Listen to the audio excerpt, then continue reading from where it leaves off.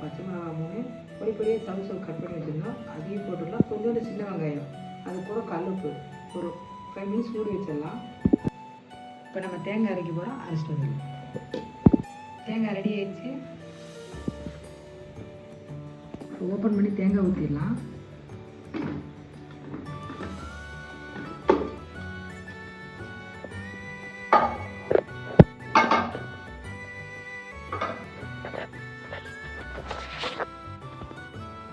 தேங்காய் ஊற்றிடலாம். இப்போ அடுத்தது ஒரு 3 விசில் விட்டு முடிக்கணும். எடுத்து தாளிச்சு ஊற்றிடலாம். இப்போ குக்கரை க்ளோஸ் பண்ணி வச்சுட்டு ஒரு 2 விசில் விட்டுடலாம்.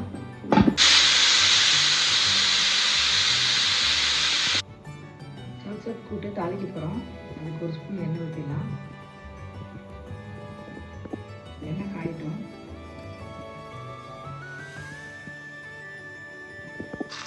லைட்டாக பெருங்காயத்தூள் போட்டுக்கோங்க.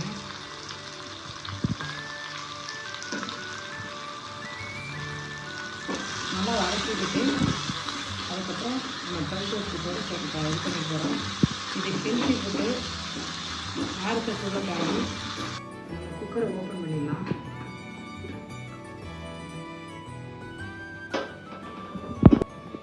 சவுசப் வெந்துச்சுன்னு பார்த்துட்டு இந்த தாளிச்சு கூட போட்டிங்கன்னா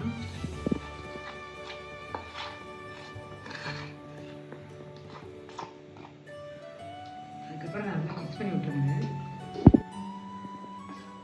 உப்பு காரம் பார்த்துக்குங்க.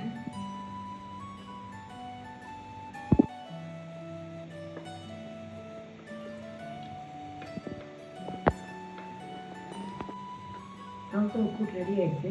இந்த ஹெல்த்தி ஃபுட்டு நார்ச்சத்து உள்ளது. எல்லோரும் சாப்பிட்லாம், பெரியவங்க சின்ன எல்லாம் சாப்பிட்லாம், குழந்தைகளும் சாப்பிட்லாம். நீங்களும் உங்கள் வீட்டில் செஞ்சு பார்த்து சாப்பிட்டு எப்படி இருக்குன்னு சொல்லி கமெண்ட் பண்ணுங்கள். வீடியோ பிடிச்சிருந்தா லைக் பண்ணுங்கள், சப்ஸ்கிரைப் பண்ணுங்கள், பெல் பட்டன் மறக்காமல் பண்ணுங்கள்.